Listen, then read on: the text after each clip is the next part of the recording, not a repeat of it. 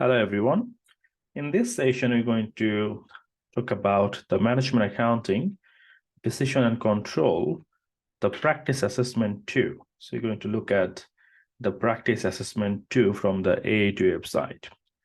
Now, obviously, this question is more or less similar to practice assessment 1, but it's a different question. But the pattern of the question and the number of task way of representation is almost same.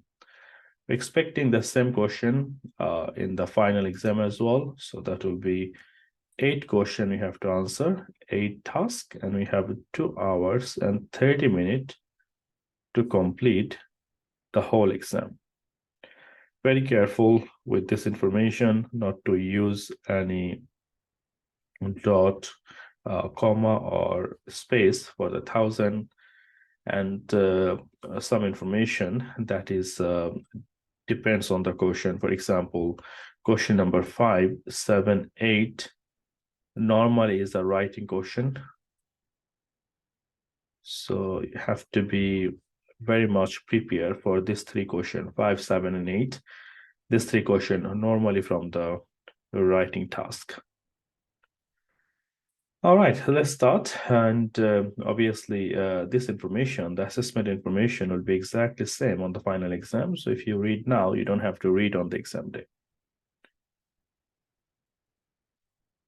So we'll move to our assessment.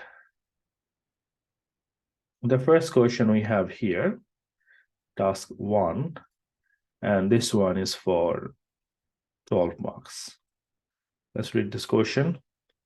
You have been supplied with the following standard cost for the manufacture of a product per unit.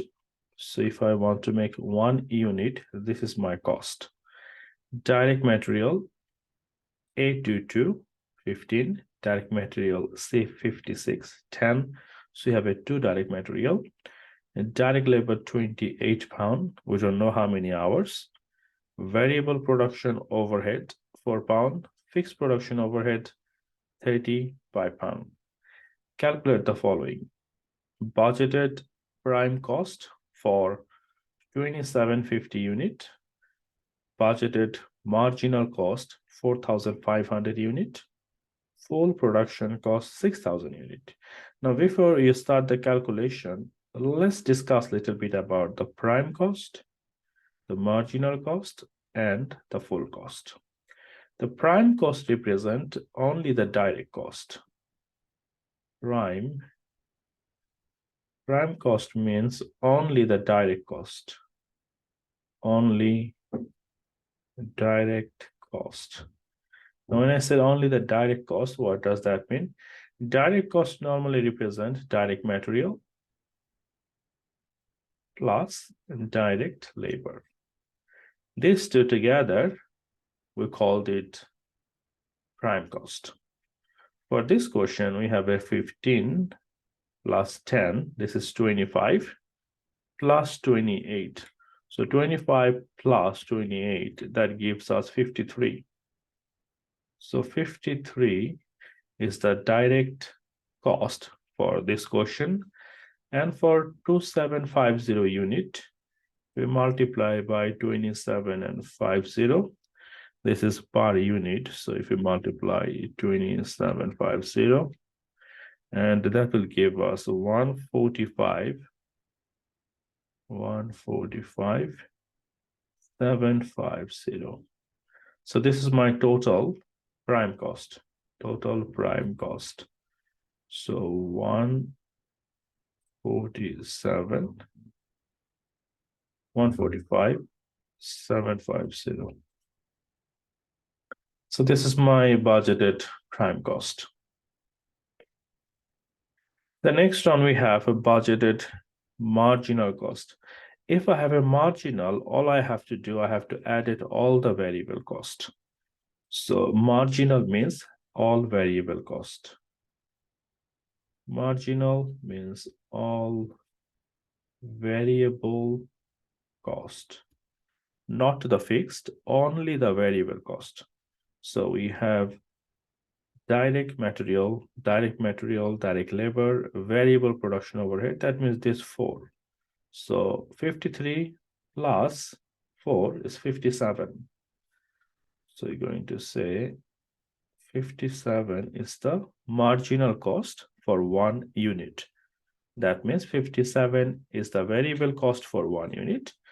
If we multiply by 4,500, so 57 times 4,500, that will give us 256,500. So 256,500. The next one, I have a full production cost. Full cost means including the fixed cost.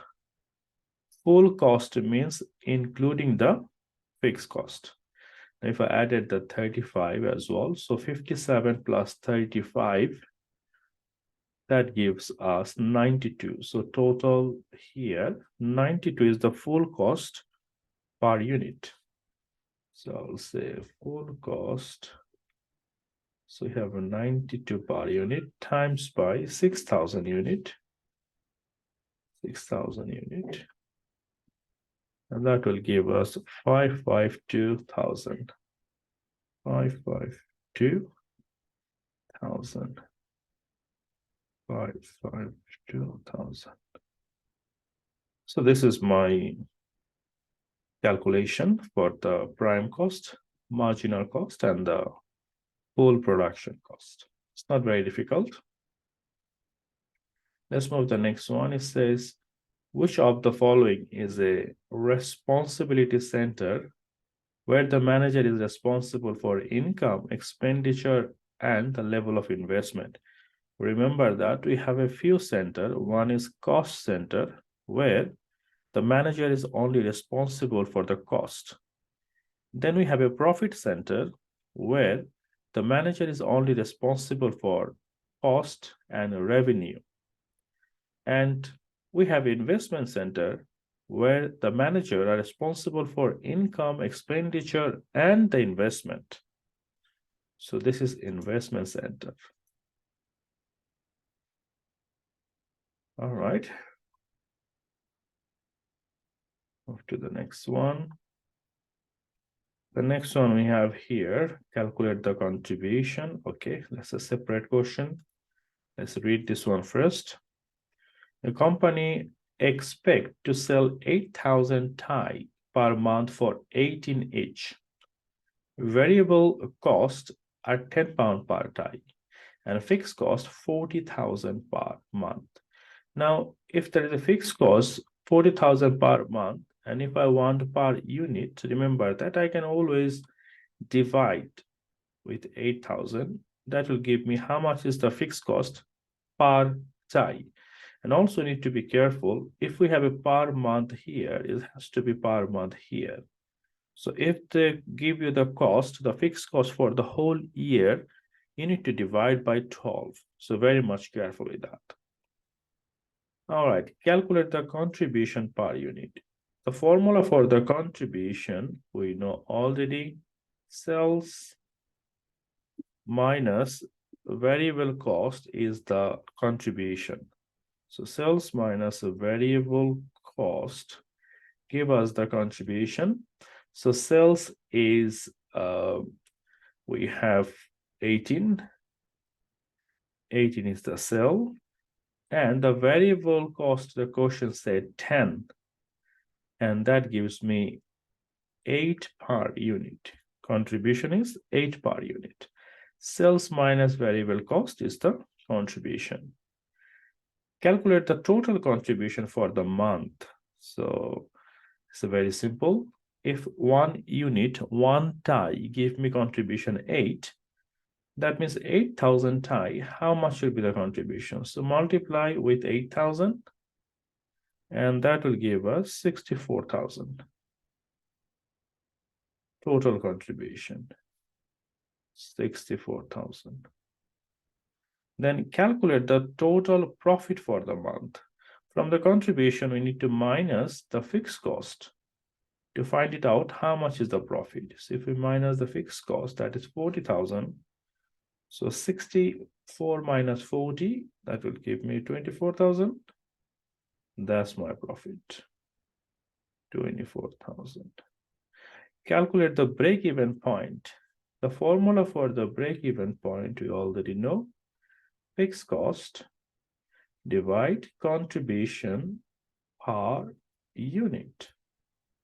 So fixed cost, we have here 40,000. And the contribution per unit, we have already calculated before 8. So 40,000 divide 8. 40,000 divide 8, and that gives me 5,000. So break-even unit is 5,000 unit. Break-even is the point where I'm in no profit, no loss. So I'm in a zero situation. So I'm not making any profit, but at the same time, I'm not making any loss as well. So you have 5,000. The next one, we have margin of safety. The formula for the margin of safety, MOS, and they're asking for the percentage. So we need to find it out. So we have a budgeted sale minus BEP divide budgeted sales and times by 100. So the question said we have a plan to sell 8,000 units. So budgeted sale is 8,000 unit minus the break even we have calculated 5,000 unit. And again, the budgeted sale is 8,000 unit. So top 3,000 divide 8,000 times by 100. And that gives me 37.5%. 37.5%. Remember, this question is very much linked with each other. That means, for example, if you made a mistake on break-even, the margin of safety will be wrong. If you made a mistake on per unit contribution, your break-even will be wrong. So very much linked. So you have to be very much careful so that you don't make a mistake on one question, because the rest of the question will follow the same mistake. So very careful with this question. All right, let's move to our next question. Question number 2.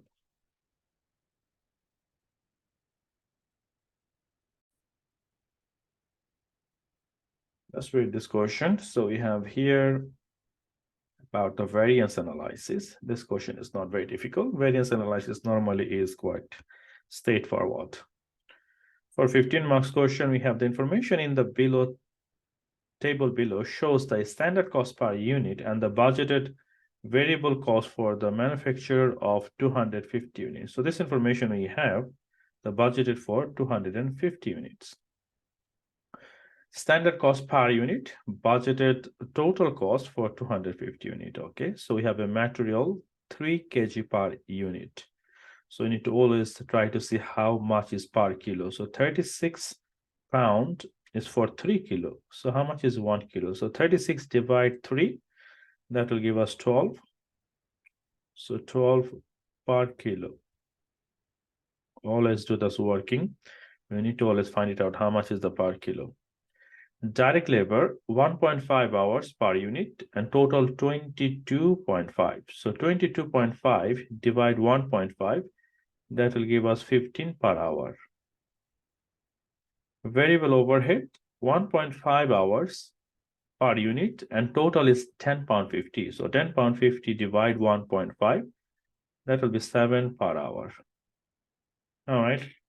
Let's read this one now. Additional information. Actual production for the period is 300 units. So my plan was 250, but actual is 300. The actual cost of material was 10 pound per kg.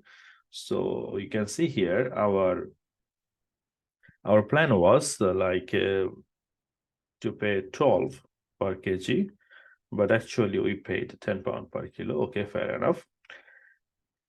960 kg of material were used of actual production. So that's my actual kg, 960 kilo we have used. 420 direct labor hour work at the total cost, 7140. So total 420 direct labor we used. we have to complete the variance. The first one, you have a material uses variance.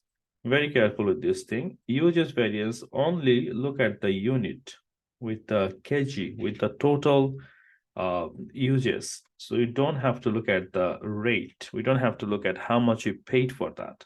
We have to look at how many kilos of material we have used.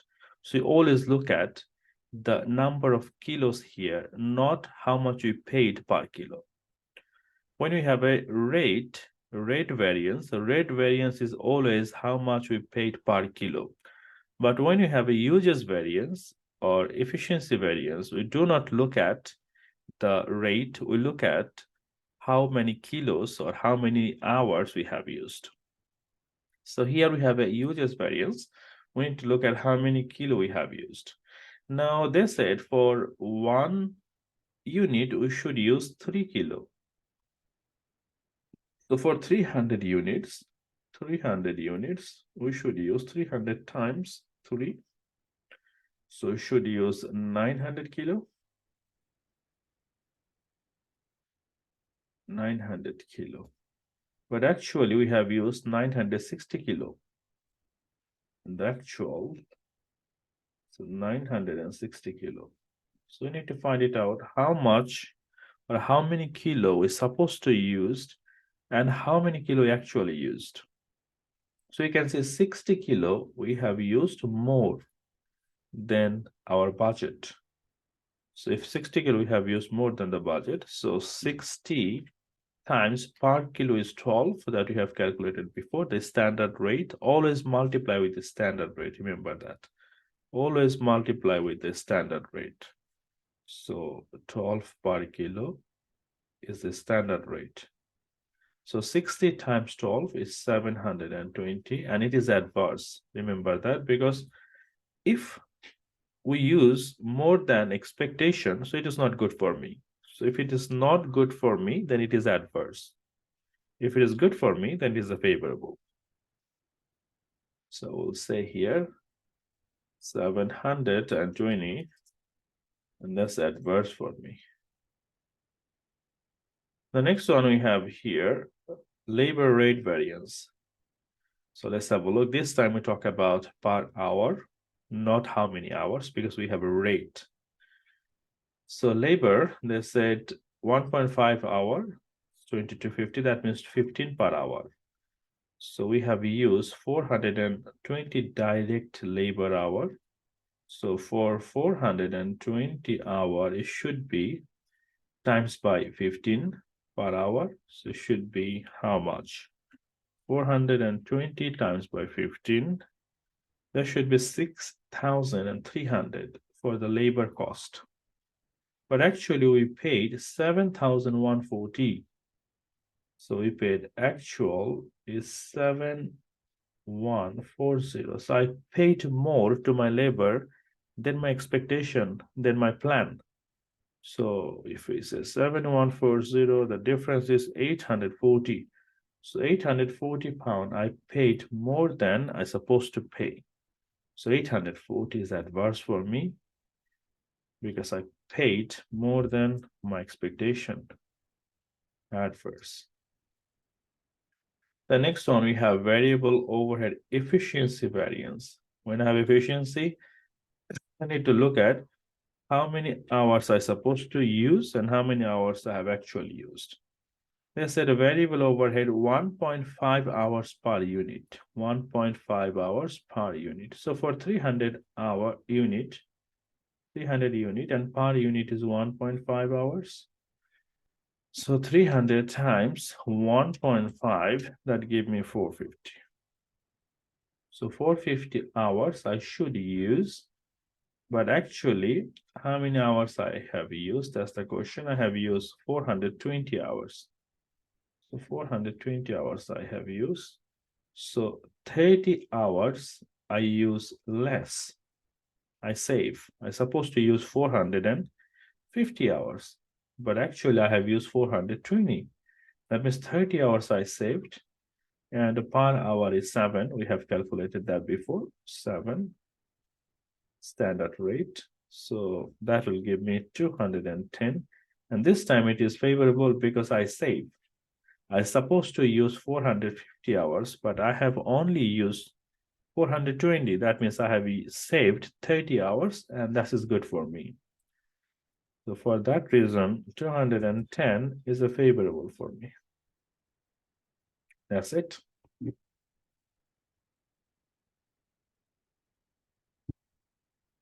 All right, let's move to our next one. We have a second part of this question. Okay. Here it says, a business is seasonal and produce different volume of output each quarter. The following information relates to production for the last quarter. The budgeted fixed overhead for the quarter are 16,000. So that's my budgeted fixed overhead for the quarter, 16,000. The budgeted fixed production overhead for the quarter are to be absorbed using the output of 12,800 units. So the way we do OAR, overhead absorption rate, so there we're going to use the output level. This is 12,800 units. Actual production is a 14,000 unit, okay? The actual fixed production overhead incurred is 18,200. So that's my actual, and 16,000 was the plan. So basically, this is the difference between the expenditure variance. Remember that. So if you look at the expenditure here, so we have the first one, they said the fixed production overhead expenditure variance. Expenditure variance is very simple. The difference between the budgeted and the actual. Very simple. So we have here 18,200 minus 16,000, and that will give us 2,200. And my plan was to spend 16, and I spent 18,200. So I spent more than the plan, so it's bad for me, so it's adverse. So we're going to say 2,200 is adverse. Variance quotient is a very common in the exam, so I need to make sure we understand how does it work. All right. And the next one, it says fixed production overhead volume variance. Now, when you talk about the volume, that means we talk about the unit. Volume always represents the unit. So our plan was to make 12,800 unit, but actually we make 14,000 unit. So we said 14,000 we make, and actual plan was 12,800. So 14,000 minus 12,800, and that gives me 1,200 unit more than I have expected. Now, how much is the very fixed overhead rate for 1 unit? You have to multiply with that. So 1,200 unit I have produced more than the plan. Now, if you remember, they said the OAR, overhead absorption rate, will be using for the budgeted unit 12,800. So that means 16,000 is my overhead. It was planned, budgeted overhead. And the budgeted activity or the unit, we have 12,800. So 16,000 divide 12,800. And that gives me 1.25. 1.25 per unit. So for 1,200 unit times 1.25, so 1,200 times 1.25, that gives me 1,500. 1,500 is my total value, and that is favorable because I supposed to make only 12,800 unit, but actually I have made 14,000 unit. For that reason, it is a good or favorable for me. So I'll say 1,500 is the volume variance. There's a favorable. You always have to convert the unit into value. Always careful that. Do not put the unit here because they're asking for the value. All right, let's move to the next one. Let's have a look what we have on the next one. Question number 3.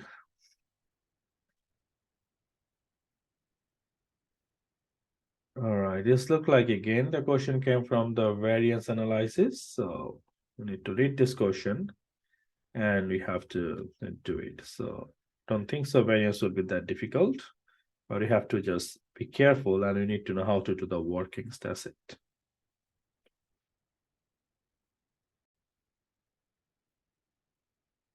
So in this question, we can see we have to do a few workings. Some question is already done. We just have to say is it favorable or adverse. So let's have a look. It said accountant assistant of Sunny Limited has been working on last month budgetary report. The report which is below contain correct information but is incomplete because the accounts assistant is now on sick leave. Okay. So you have a budgeted quantity, we have a budget, we have an actual quantity, and we have an actual value. Variance, they already give us some variance for the total material, direct labor rate, variable overhead rate, and variable overhead efficiency. So the accountant has done a few calculations before he got sick and went to the leave. So it is not fully complete because it says is incomplete because of the account assistant was sick. So we need to complete the whole report. Okay, let's start with our information. We have production volume. So budgeted we have the 3,000 unit, material 6,000 kilo, direct labor 1,500 hours, variable overhead 1,500 hours. On the other hand, actual, we make 3,200 unit. That means we make more than 3,200 extra. So 200 we make more than our plan. The direct material we have used 6,000, direct labor 1,920, variable overhead 1,920. That's the actual amount. Now they're asking to complete the variance analysis. All right, let's start with our first one. It says like the material price variance. Now we have one thing in the top, standard marginal cost of actual production. So they're asking how much will be the marginal cost based on our budget, based on the standard cost of the actual production. That means based on my plan or based on my estimate, how much supposed to be the cost for actual production, that is 3,200 unit. So my plan was for 3,000 units. So how much was the plan for 3,000 units? Let's find it out. So you have a direct material, direct labor, and variable overhead. These three together, we called it marginal cost. So let's add these three, 21,000 pound plus 15,000 plus 3,000. And that will give me 21 plus 15 plus 3, 39,000 for how many unit? 3,000 unit. So my plan was to make 3,000 unit and the expected cost was 39,000 pound. 39,000 pound divided 3,000 and that gives me 13 per unit. So for the 3,200 actual production, I'm expecting my cost will be 41,600. That's my expected cost based on 3,200 unit. So 41,600. Fair enough. So let's have a look. You can actually type it here. So 41,600. Okay. The next one we have for the material price variance. So let's have a look. So the price variance, you can see here, my plan was to use 6,000 kilo and the cost would be 21. And actual, I can see 6,000 kilo and 21. That means it's exactly match what was my plan. I have used exactly the price variance with the rate is exactly same, because if I do 21,000 divide by 6,000, so that gives me 21,000 pound for 6,000 kilo material. That gives me 3.5. And here, if I do 21,000 divide 6, it will give you 3.5. So there is no difference for that. There is no variance. What was my plan? 3.5 pound per kilo. I exactly spent 3.5 pound per kilo to buy the actual material. So I will say there is no variance for that, because my plan was to spend 3.3 pound 50 pence for 1 kilo. I spent exactly 3 pound 50 pence for 1 kilo. Uses variance. So let's have a look. The uses variance we can see here. We have used 6,000 kilo for 3,000 unit. So 6,000 kilo for 3,000 unit. So how many kilo we should use for 3,200 unit? So we do 6,000 divide 3,000 times 3,200. So we should use 6,400 kilo. But actually we have used 6,000 kilos. So we use less than our plan. So it's good for us. So 400 kilo we use less. So per kilo is 3.5 pound per kilo. So 400 times 3.5, that gives me 1,400 pound, and it's favorable because I have saved. According to my plan, I should use 6,400 kilo, but actual I have used only 6,000 kilo. So 14,000 is favorable for me for the material uses. The direct labor rate, they said no variance, they already done for us. Labor efficiency, we have to look at the labor efficiency. So we can see here, 1,500 labor hour we use for 3,000 unit. So it's a 1,500 labor hour for 3,000 unit. So how many labor hour we should use for 3,200 unit? So multiply by 3,200, 1,500 divide 3,000 times 3,200. So 1,500 divide 3,000 times 3,200, that gives me 1,600. I should use 1,600 labor hour, but actually I can see I have used 1,920 labor hour. So I said, no, I used 1,920. That's my actual, so more than my plan. So 320 labor hour, we have used more than the plan. Now, how much is the per labor hour? So we have 15,000 pound for 1,500 hours. So it's a 15,000 pound for 1,500 labor hour. 15,000 divide 1,500. That gives me 10 per labor hour. So you have to multiply with 10. So 320 times by 10. That gives me 3,200 pound. And this is adverse because I supposed to use only 1,600 labor hour, but I have used 1,920. So I have used more than my plan. So I'll say direct labor efficiency variance, 3,200 pound, and it's adverse. The next one is a variable overhead rate. They already calculate the amount. All we have to do, I have to say, is it favorable or it is adverse? So let's have a look. Variable rate. There's a variable overhead. Again, 1,500 hour for 3,000 unit. And 3,000 is the cost. So the question here is the rate. When you took the rate, you have to find the value. So 3,000 is the cost. 3,000 is the cost for 1,500 hour. So it's 2 per hour. 2 per hour. So for 3,000 unit, we took 1,500 hours. How many hours we need for 3,200? Same story, 1,600 hour. The way we calculate before. For 1,600 hour, but we have used 1,920 hour. So the difference is 320. So 320, but this time we have to multiply with 2, and that will give the same figure, but they already calculate this anyway, so you don't have to calculate that. All you have to say is it a favorable or it is adverse. So it is a variable overhead rate variance. So you can see the rate 3000 divide 1500, that gives me 2 per hour.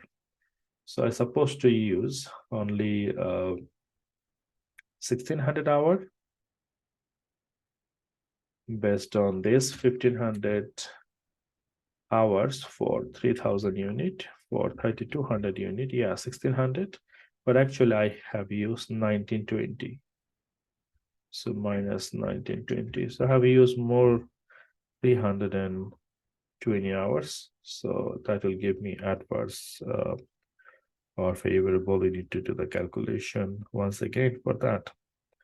So if we have a look, 320 times 2, that will give me 640. 640, that is the efficiency. So it's supposed to take only 1600 hours, but we have used 1920 hours. So that's the link with the efficiency. So I'm not that efficient. I have used more labor hour. How many more labor hour? 320. But this time we have to multiply with 2. Why? Because the rate is 2. 3000 divided 1500. All right. So this is the efficiency, not the rate. So we'll say this adverse 640.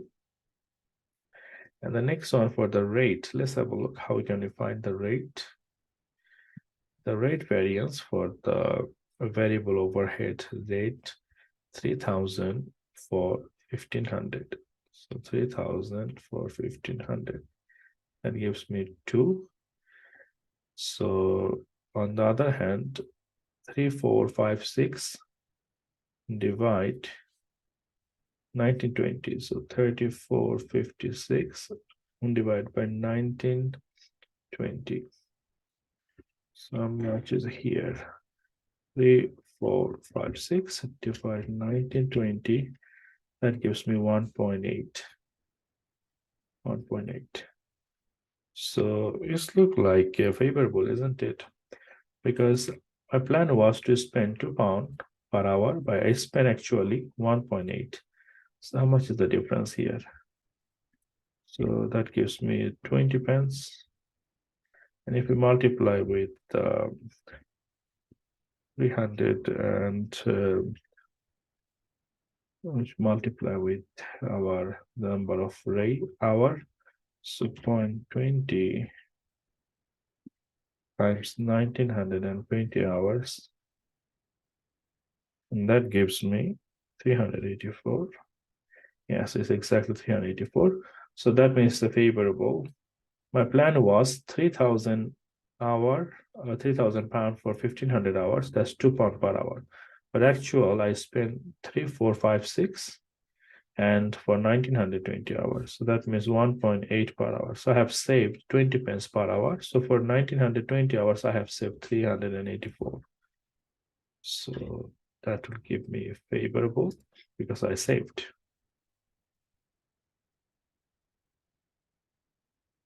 All right, the next one we have, they already done this thing. They're asking for the fixed overhead expenditure variance. Expenditure variance is a very simple, the budget and the actual, the difference. So budgeted was 9,000 and actual is 10. So 1,000 is the difference and is adverse because I have spent it more than the plan.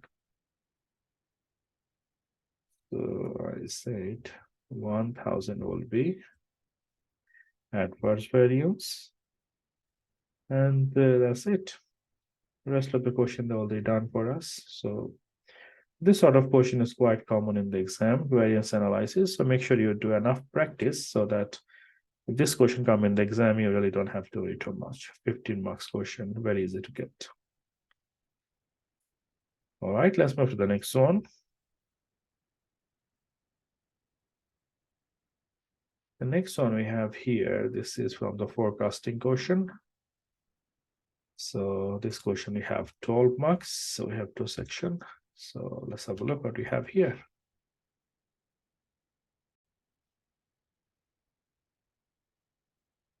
So in this question, we have to find it out to the seasonal variation and some moving average. So let's have a look what we have here. So JET is the manufacturer. The table below shows the information about its sales value for the quarter of 2010. The underlying trend has been sales growth by 20,000 unit per month. So every month, 20,000 unit is increasing. So that means if we have a sales in October 180, then November will be 220 will be increased, and December it will be 220, because every month 20 will be increased by 20. Seasonal variation, so the difference, so 180 and the adjusted sales is 168. So the difference between these two is minus 12. So trend is 180 minus 12 is gives me seasonal adjustment. So the difference between these two is gives us seasonal adjustment. Here 210, so you have a plus figure. So 200 plus 10 is give us 210. And here 220 minus 6, it will give us 214. So this is all we are going to do here for the 4 marks question. You can see here. So all you have to do, you have to adjust the seasonal variation. The next one we have here is the JAT wishes to forecast sales volume using time series analysis for the first 6 months of 2011. Enter the appropriate 5-month moving average in the table below. So we need to do the 5-month moving average. It's quite simple. You have to find 5 months. So 1, 2, 3, 4, 5.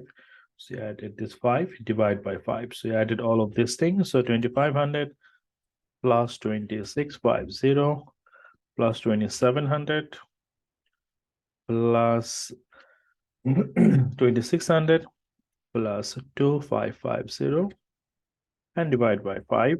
That will give us 2,600. And the same thing again, we'll do again 5. So the next 5. So 2,650 plus 2,700 plus 2,600 plus 2,550 plus 2,750 divided by 5. That gives you 2,650. That's it for the 2 marks, just the moving average. The next one we have here, that is the linear regression. So let's try to have a look at this one. It says JET paid £25 per kilogram for material in January 2011, which is the base month. In December 2011, the index expect to be 109. So calculate the forecast price per kg in December. So we need to find it out how much will be the price in December. So we need to look at the future value by looking at the index price. It's quite simple. So let's have a look. So we have here 25 and our indexes will be expected to be 109. Now, if you don't know what is index or RPI, make sure you revise this chapter and you understand how to get the present value or how to get the future value, because it will be very common in the exam. So here we'll see it will be increased by 100 to 109. So you can see it will be increased by 9%. So it was 25 in January. So you multiply by 1.09. So it will be increased by 9%. And that will give us 27.25. So 27.25. All right, the next one we have here for the linear regression. For the linear regression question, you have to use the Euler method. JET is the forecasting its energy cost for 2011. If 150,000 units were manufactured in a month, the energy cost will be 55,000. If 200,000 units were manufactured, the energy cost will be 70,000. The cost will vary in linear manner. They can be predicted using the linear regression y equal a plus bx. A is normally our fixed cost, and B is the variable cost per unit, and X is the number of unit. Okay, let's use the high-low method. So we take the higher unit, 200,000, and the cost is 70,000. The lower unit, 150,000, and the cost is 55,000. Find the difference between these two, 200 minus 150, so it's 50,000. And the difference between 70 minus 55, that will give us 15,000. And this one will go under, so 15,000 divided by 50,000, and that will give us variable cost per unit. So 15,000 divide 50,000, and that will give us the variable cost per unit. That is 30 pence variable cost per unit. So we say A is the fixed and B is the variable cost per unit. So for the value for the B is 0.30. For the A, we need to find it out now. So you can take any of this. Let's say take the 200,000. So 200,000, and the cost is 70,000. Here we have a total cost. So from the total cost, we're going to take out all the variable cost. So the remaining will be the fixed cost. So for the 200,000 multiplied by 30, the total variable cost will be 200,000 times 0.30, 60,000. So the difference between these two, 60 and 70, 10,000. So 10,000 is my fixed cost. If you don't practice enough for the high-low method, to make sure you do that because it will be in the exam. All right, the next one we have here, the question we have for the jet energy cost are an example of fixed cost, a variable cost, or semi-variable cost. It's a semi-variable cost. Remember that semi-variable cost means it's the mixed cost. Mixed cost means we have a fixed and we have a variable both together. So when one cost consists or contain or is the combination of fixed and variable both, we called it mixed cost. All right, it's not very difficult. So if we have a look, is there any more question? No, that's it, question number 4. So we'll finish this session today here. Hopefully on the next session, I'll try to do the next questions. If you have any question, feel free to email me. You'll have my email on the description. Thank you very much for watching.